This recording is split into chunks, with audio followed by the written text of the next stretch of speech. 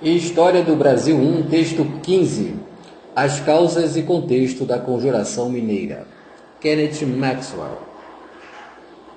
As causas e o contexto da conjuração mineira.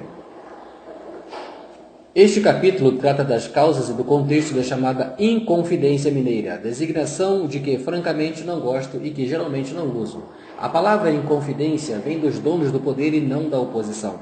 Vem da contra-revolução e não da revolução. E, enfim, deve-se sempre lembrar que o objeto de nossas comemorações é uma revolução frustrada, não uma repressão bem-sucedida. É bom que estejamos bem certos sobre isso. Este texto está dividido em 3 seções. A primeira tratará da conjuntura imperial, ou seja, o contexto regional luso-brasileiro e o colonial da conjuração. A segunda seção tratará do contexto regional, ou seja, a situação mineira, e finalmente discutirei um pouco sobre a conjuração, sua composição, as ideias e os motivos dos conspiradores. Vamos atravessar então muito esquematicamente da macro para a microhistória, dos condicionamentos socioeconômicos para as motivações particulares, das estruturas e conjunturas para as mentalidades e episódios. 1. A conjuntura imperial. Primeiro, os aspectos econômicos da conjuntura imperial, ou seja, as consequências do fim da Idade do Ouro para o sistema luso-brasileiro e o seu impacto sobre a política colonial de Portugal no Brasil. A crise do ouro teve início quase imperceptivelmente nos primeiros anos da década de 1760 e adquiriu impulso até alcançar repercussões de proporções catastróficas. A produção das minas brasileiras tinha começado a declinar. A exaustão do ouro aluvial, numa economia tão dependente do ouro brasileiro em setores específicos, tinha de produzir consequências de amplo alcance. A renda real do ouro mineiro caiu bruscamente. A cota de 100 arrobas de ouro, a obrigação principal dos mineiros do século XVIII com a coroa, fora satisfeita e excedida na década de 1750. No decênio seguinte, o quinto rendeu a média de apenas 86 arrobas de ouro. E entre 1774 e 1785 caiu novamente a média, agora para 68 arrobas. O impacto sobre a cunhagem de moedas foi imediato. As emissões monetárias portuguesas caíram mais de 50% nos anos da década de 1770. O colapso do setor do ouro teve dramático impacto sobre o grupo de interesses cujo canal de intercâmbio dependia desse produto, a vulnerável interconexão que ligava indiretamente os ingleses ao ouro de Minas Gerais. Realmente, a redução do comércio britânico com Portugal atingiu o volume do catastrófico com o valor das exportações de produtos ingleses caindo para metade entre 1760 e 1770.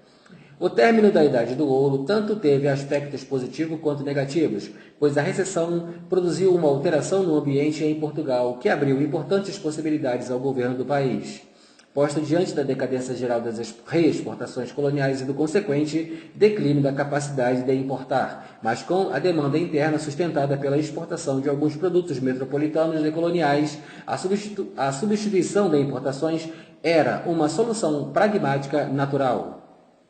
A recessão antecipou e acompanhou o celebrado desenvolvimento industrial de Pombal. A cronologia é clara. 2 estabelecimentos manufatureiros criados no regime de Pombal, 80% foram autorizados após 1770. Embora a queda da produção mineira do ouro tivesse eliminado os meios de pagamento de manufaturas estrangeiras, o fumo brasileiro, a fonte principal de capital da oligarquia mercantil portuguesa, não fora afetado pela recessão. Além disso, estes mesmos interesses tinham, graças às suas conexões com as companhias monopolistas do Grão-Pará, do Maranhão e do Pernambuco, uma nova matéria-prima ideal para a substituição das importações, o algodão. Já que a necessidade tributária forçava o Estado a investir em fábricas, a conjunção do capital privado com o estatal era uma consequência natural, principalmente porque aliança semelhante já fora realizada pelo mesmo grupo, visando objetivos nacionais nas companhias monopolistas brasileiras nos anos anteriores à crise. Em consequência, figuras importantes da oligarquia mercantil portuguesa assumiram as funções de uma burguesia nacional industrial capitalista, constituindo um grupo com interesses enraizados na metrópole e no complexo comercial luso-brasileiro. A produção crescente de manufaturas de algodão, quer o avanço tecnológico iniciava na Inglaterra, correção. A produção crescente de manufaturas de algodão, que o avanço tecnológico iniciava na Inglaterra, provocaria um súbito aumento da demanda de matéria-prima.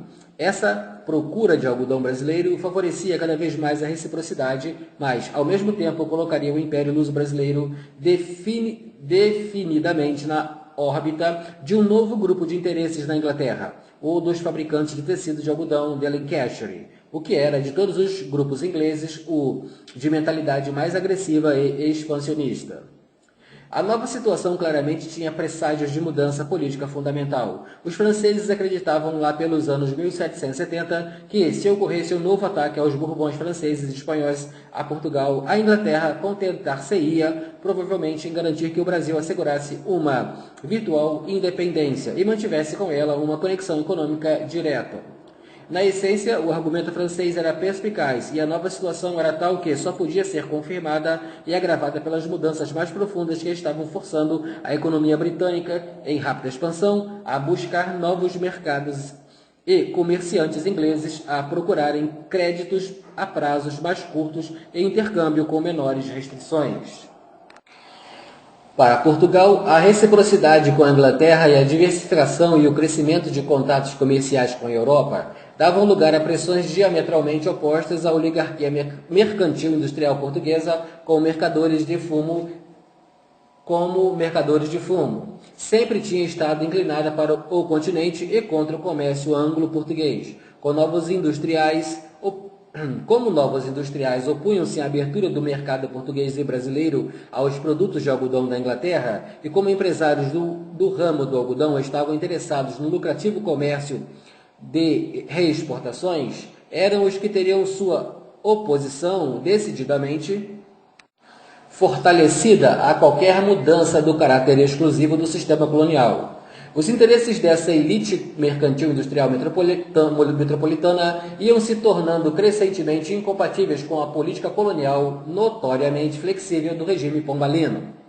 Para Martinho de Melo e Castro, um dos ministros portugueses mais chegados aos interesses industriais da metrópole e, após a queda do Marquês de Pombal em 1777, responsável pela política colonial portuguesa, o remédio era óbvio.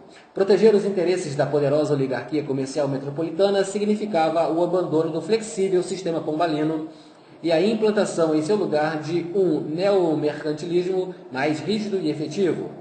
O afastamento da visão imperial ampla de Pombal, em 1777, colocou a política colonial firmemente na esfera dos interesses e dos preconceitos da metrópole. Em janeiro de 1785, o ministro Melo e Castro mandou instruções a todos os governadores da América Portuguesa proibindo fábricas e manufaturas. Nas suas instruções aos governadores, dizia então Melo e Castro que foi com estes todas as utilidades e riquezas dessas importantíssimas colônias ficarão sendo patrimônio de seus habitantes e das nações estrangeiras com quem eles a repartem e que Portugal não conserva mais que aparente estéril e inútil domínio nelas. Melo e Castro delineara com notável precisão a situação enfrentada pela metrópole em meados de decênio de 1780. As pressões divergentes advindas do crescimento das indústrias de substituição de importações, tanto na metrópole como no Brasil, desafiavam ideias básicas que amparavam todo o sistema nacional. Na década de 1780, o governo português estava diante de duas opções. Ou estas máximas clássicas do mercantilismo eram abandonadas, ou passavam a ser observadas mais estritamente. As medidas de Melo e Castro e suas atitudes seguiram claramente a clássica tradição mercantilista.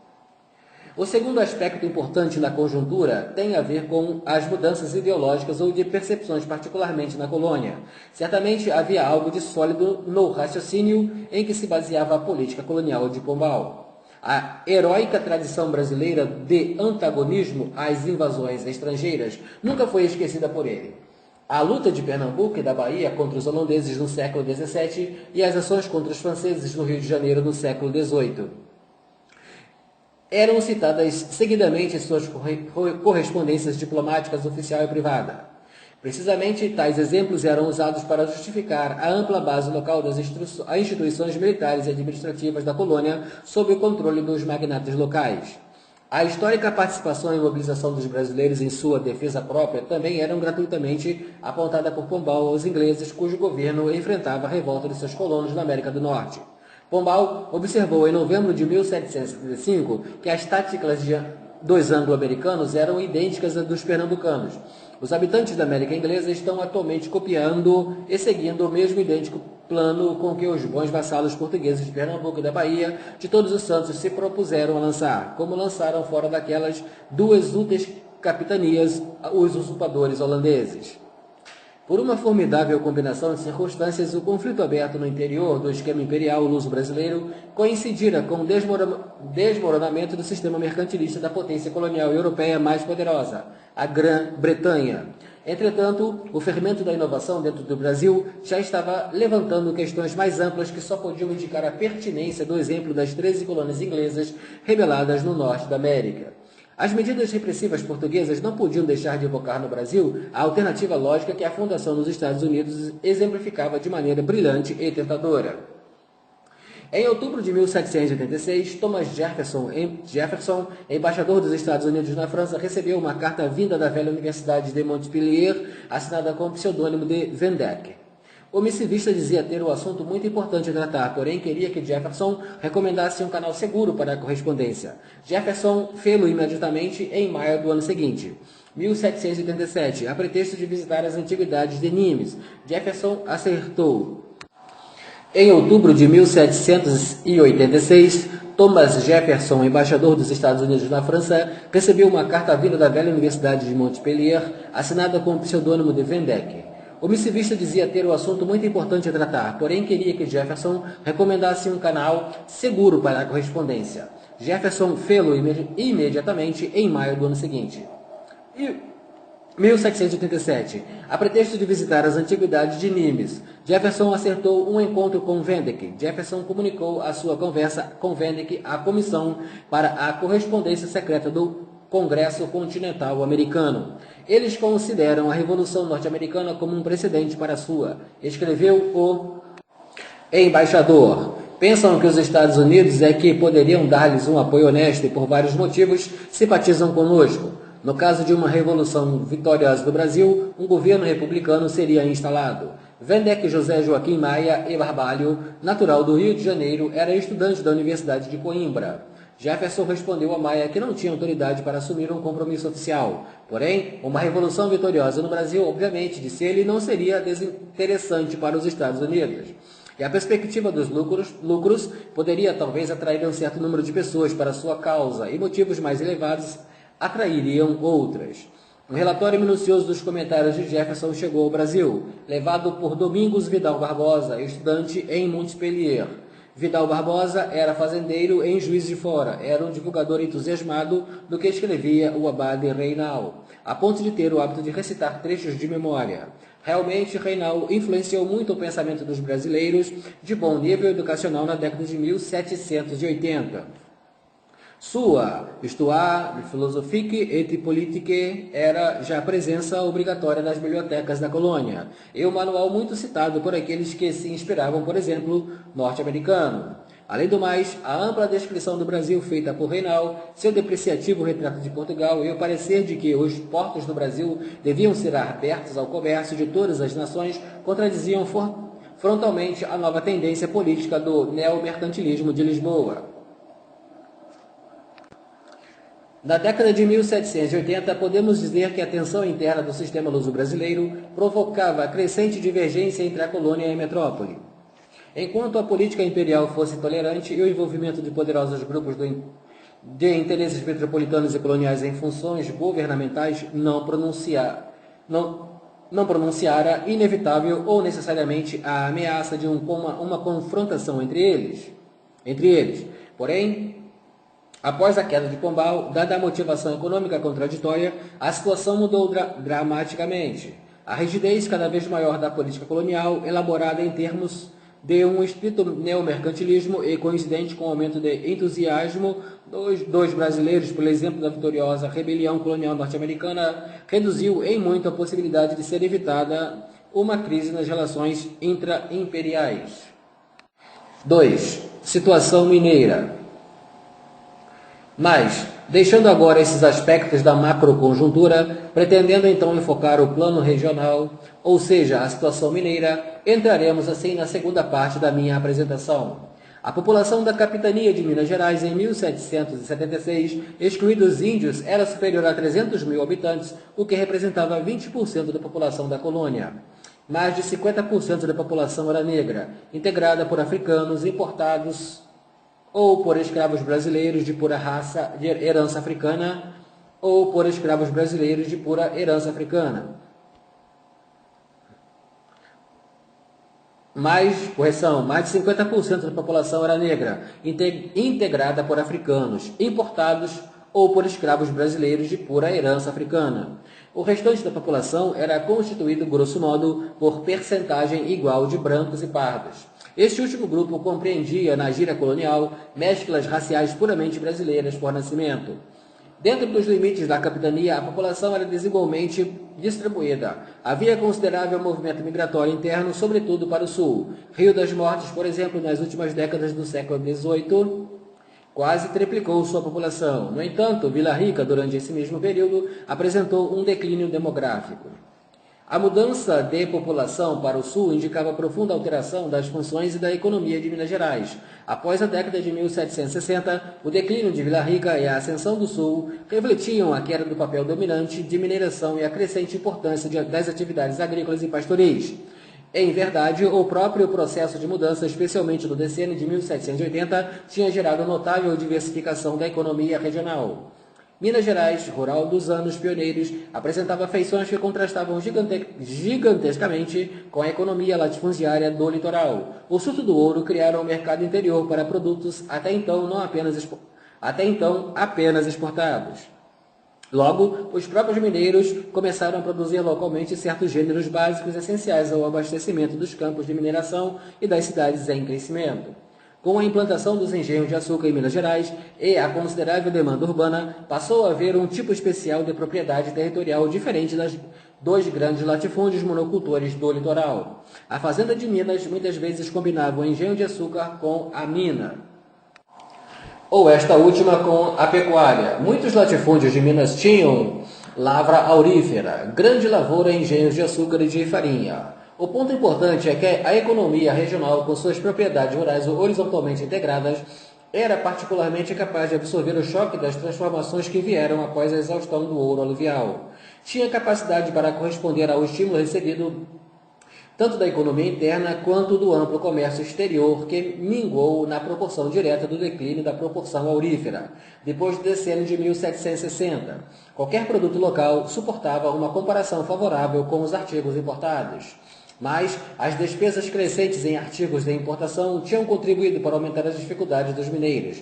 Demandas mais complexas exigiam maiores gastos de capital, maior emprego de instrumentos de ferro e aço, assim como uma exploração mais racional e mais científica. O preço elevado do ferro e da pólvora importados da Europa gerou para os mineradores uma necessidade imperiosa do custo de produção mais baixos e forçou empresários a buscarem substituir as importações por produtos locais.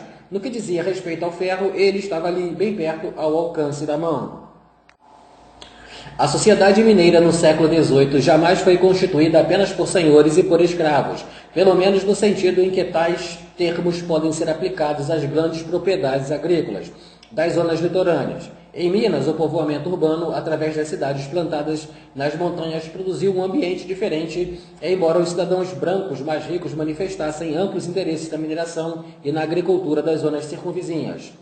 A casa da cidade é que era o foco das suas atividades e de sua cultura. Porém, em Minas, o foco urbano e o desenvolvimento difuso em atividades econômicas múltiplas fizeram com que os valores da elite da capitania fossem algo diferente, qualitativamente, do espírito patriarcal do resto da colônia. Os magnatas de Minas, tipicamente representados pelo opulento contratante João Rodrigues de Macedo e o latifundiário Alvarenga Peixoto, ou o advogado de Vila Rica, Cláudio Manuel da Costa, participavam de uma miríade de atividades econômicas que estavam crescentemente vinculadas à economia regional, de um modo que jamais poderiam estar os grandes produtores de matérias-primas coloniais de demais zonas da América Portuguesa.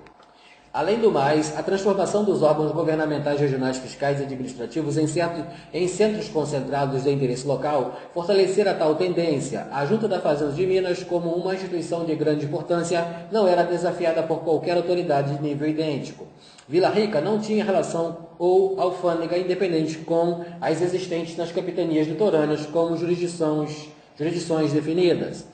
A Junta da Fazenda de Minas, desde o decênio de 1760, vinha sendo a única responsável pela arrematação dos contratos de maior importância e nenhum contrato local era arrematado por empresários metropolitanos, embora nas capitanias do litoral houvesse ainda contratos arrematados em Lisboa. Tais fatores faziam da Junta da Fazenda de Minas um órgão do qual eram centralizados os mais poderosos interesses econômicos locais. O resultado era que as preocupações vitais de um homem de negócios português, imigrante como João Rodrigues de Macedo, ficavam profundamente enraizadas e inseparáveis do ambiente local. De um modo inimaginável por um agente de cidade portuária ou por um empresário importador e exportador da Bahia ou do Rio de Janeiro. Entre os brancos mineiros também emergia uma elite letrada cada vez mais representativa do caráter próprio de sua sociedade. Durante 40 anos, os mineiros vinham mandando seus filhos para a Universidade de Coimbra em 1786. Havia 12 mineiros entre 27 brasileiros matriculados nessa universidade em 1787. Eram de Minas 10 dos 19 estudantes do Brasil lá matriculados. O decano da mais antiga geração de mineiros diplomados era o conhecido advogado Cláudio Manuel da Costa. Fora para Coimbra em 1749 e logo conquistou em Portugal boa reputação como poeta. Regressando ao Brasil, estabeleceu imediatamente a sua banca de advocacia. Em 1759, foi eleito para a Academia Brasílica dos Renascidos, Bahia, entidade literária de existência curta de uma das poucas iniciativas culturais que se tentou na América Portuguesa, global e localmente. O bem-sucedido jovem brasileiro despertou a atenção do governador Freire de Andrade, que o nomeou secretário do governo de Minas, função que desempenhou por 2 vezes. Cláudio Manuel da Costa era realmente um homem muito rico. Tinha clientela importante, muitos escravos e sociedade em Minas de Ouro. Possuindo uma fazenda de criação de gado e de porcos, além de um negócio de grandes proporções de concessão de créditos, sua espaçosa mansão em Vila Rica era o ponto de reunião e da intelectualidade da capitania. Entre os visitantes mais regulares do poeta nos anos do decênio de 1780, contava-se Tomás Antônio Gonzaga, também poeta e ouvidor de Vila Rica. Tomás Antônio Gonzaga, nascido no Porto, cresceu no Brasil, onde frequentou o colégio dos jesuítas da Bahia. Os dois eram o centro de um grupo que contava com o intendente de Vila Rica, Francisco Bandeira, o contratante João Rodrigues de Macedo, o ex-ouvidor de São João del Rei, Alvarenga Peixoto, e os 2 padres Carlos Correia, vigário da rica paróquia de São José do Rio das Mortes, e o cônego Luiz Vieira da Silva, da Catedral de Mariana. Luiz Vieira da Silva, um padre erudito e que tinha uma excelente e moderna biblioteca composta de mais de 600 volumes, era um entusiasta de 2 acontecimentos da América do Norte. Luiz Vieira sustentava que as potências europeias não tinham direitos de domínio sobre a América, homem que nunca deixara o Brasil. Pensava de modo muito semelhante ao daqueles estudantes conspiradores como Maia e Vidal Barbosa, que tinham apertado as mãos em Coimbra e jurado libertar a sua pátria do domínio português. O grupo de Vila Rica não era o único círculo de homens inteligentes e pensamentos afins que se encontravam regular e informalmente para discutir poesia, filosofia e os acontecimentos da Europa e das Américas. Grupos semelhantes de advogados e escritores reuniam-se em São Paulo em São João del Rei, correção, não é São Paulo não, hein? Grupos semelhantes de advogados e escritores reuniam-se em São João del Rei e por toda parte da capitania para conversar ou jogar cartas. Os membros do Círculo de Vila Rica, pela qualidade de sua poesia e por sua posição, influência e riqueza, situavam-se na cúpula da sociedade de Minas, tendo laços familiares de amizade ou de interesses econômicos a vinculá-los com uma rede de homens do mesmo nível, embora menos organizados em toda a capitania. Em sua qualidade de advogados, juízes, fazendeiros, comerciantes, emprestadores de dinheiro e membros de poderosas irmandades leigas, Eles tipificavam os interesses diversificados, mas intensamente mineiros da elite da capitania.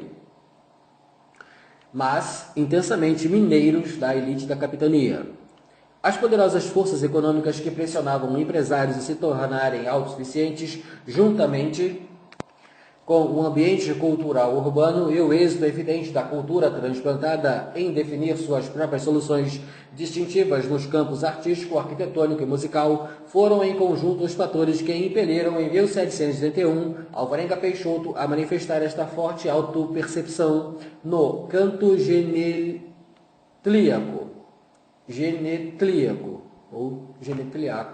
a apologia entusiástica das riquezas dos homens e das promessas da terra brasileira. As condições sociais e econômicas de Minas Gerais na década de 1780 contradiziam tudo o que o conceito de independência colonial, então corrente entre os estadistas lisboetas, tinha por axiomático.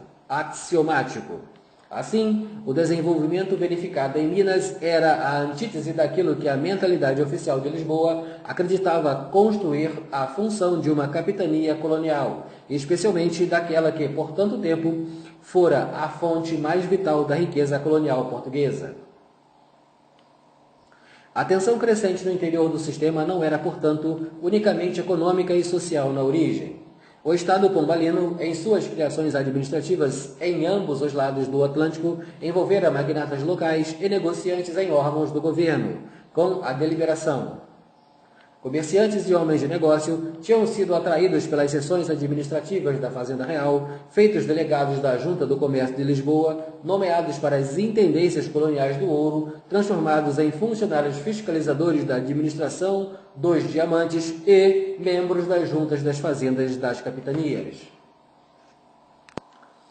E ainda, na participação de homens de negócios latifundiários da administração pública, só funcionava em favor dos interesses do Estado quando havia coincidência dos interesses imperiais com os locais, e na medida em que a vigilância constante do governo central em Lisboa ou o Rio de Janeiro pressionasse no sentido das prioridades gerais sobre os interesses pessoais e facciosos da oligarquia local. A participação dos grupos locais no próprio mecanismo governamental não dava como resultado obrigatório o fortalecimento dos vínculos naturais entre metrópole e colônia. Na verdade, sendo divergentes as motivações econômicas, dava-se exatamente o oposto. Já nos anos da década de 1770, houve uma significativa lassidão no rigor da vigilância da Fazenda Real sobre as juntas das fazendas coloniais. Este estado de coisas teve resultados particularmente danosos em Minas, onde a junta regional era parcialmente responsável pela arrecadação do quinto real, anteriormente a mais importante das receitas da coroa. Pelo fim do decênio de 1770, tinham sido postas de lado, virtualmente, as estipulações da lei, em virtude do contínuo fracasso do intento de completar as 100 arrobas da cota de ouro devida a Portugal a cada ano. A Junta da Fazenda de Minas não era mais operante em suas outras atribuições: a contratação das receitas da capitania, os dízimos e as entradas. Os pagamentos atravessavam-se por anos. João Rodrigues de Macedo, em 1788, deixava um débito com a Junta da Fazenda de Minas no valor de R$ 763.168,19. Esta era uma soma correspondente ao triplo da receita oficial da capitania por ano. E Rodrigues de Macedo não era uma exceção. Por volta de 1788, somente quanto às entradas, o montante atrasado já alcançava a impressionante cifra de R$ 1.554.552,539. Como se pode verificar, a correção, hein? R$ 1.554.552.539. Como se pode verificar, as dívidas não são coisa da nova história do Brasil. Uma causa dessas enormes divididas, particularmente no caso das entradas, foi a recessão provocada pelo declínio da produção aurífera. Os contratos foram negociados com a esperança de enormes lucros dentro de uma situação de expansão econômica e, em tais circunstâncias, os longos prazos contratados com preço fixado teriam sido a vantagem dos contratadores. Mas com a economia em contratação, as somas prometidas à Fazenda Real pelos contratadores foram se tornando a cada ano mais difíceis de se realizarem. Dentro dessa situação complicada, constam dois fatores precipitantes. O primeiro foi o governo de Cunha Menezes, homem agressivo e pretensioso, que entrou em amargas controvérsias com a elite mineira. O segundo, e acima de tudo, foi a chegada do governador e Visconde de Barbacena em 1788, com instruções detalhadas de Martinho de Melo e Castro para implementar uma raiz e um ramo de reforma de todo o sistema tributário de Minas. Em julho de 1788, Barbacena convocou a Junta da Fazenda de Minas, transmitiu a reprimenda de Lisboa, insistiu na imposição da derrama e anulou todos os contratos. As palavras do novo governador caíram como uma bomba. O atraso com a Fazenda Real, na cota de 100 arrobas anuais, chegava ao montante de 538 arrobas de ouro, ou seja, 3,5 bilhões de réis. As dívidas nos contratos de dízimos e entradas representavam 2,5 bilhões de réis. Na estrutura imperial, então, esboçava-se, na minha opinião, um conflito de proporções clássicas. A política de Melo e Castro para as colônias derivara das circunstâncias da fase pós-Pombalina e, em sentido amplo, a serviço dos interesses da poderosa oligarquia mercantil-industrial metropolitana, tinha chegado, em 1788, a uma situação de confronto direto com a elite colonial, que, antes da queda de Pombal, direta ou indiretamente, exercera o governo de Minas Gerais. Em verdade, não havia parcela da elite do poder em Minas que não fosse afetada de um modo ou de outro pelas instruções de Melo e Castro. E, subjacente ao confronto dos grupos de interesse, havia o antagonismo mais profundo entre uma sociedade que cada vez mais adquiria consciência de si e autoconfiança, em que punha ênfase a metrópole interessada na conservação de mercados no resguardo de um vital produtor de pedras preciosas, ouro e receitas. 3. Conjuração mineira.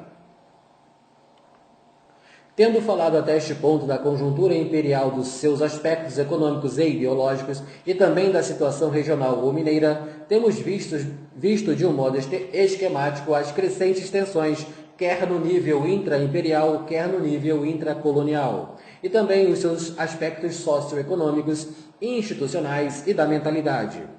Na última parte desta minha apresentação, vou abordar também, em termos esquemáticos, as particularidades da conjuração mineira dentro deste contexto conflituoso. Os detalhes da proposta Revolução Mineira foram decididos no fim de 10 de dezembro de 1788. Envolvidos na conspiração estiveram o tenente-coronel Francisco de Paula Freire de Andrade, comandante do Regimento da Cavalaria de Minas, os famosos Dragões, o doutor José Álvares Maciel, filho do capitão Mor de Vila Rica, o padre José da Silva de Oliveira Rolim, filho do principal administrador do distrito diamantino, o alferes Joaquim José da Silva Xavier, Carlos Correia, vigário de São José, e o ex-ouvidor e coronel de milícias Alvarenga Peixoto. Os 6 reuniram-se para formalizar os planos de um levante armado contra a coroa portuguesa. Eram todos nascidos no Brasil e representavam diferentes zonas de capitania, e todos eram agentes da Revolução em andamento. Os conspiradores esperavam que a derrama fosse imposta em meados de fevereiro, contando com a inquietação geral do povo.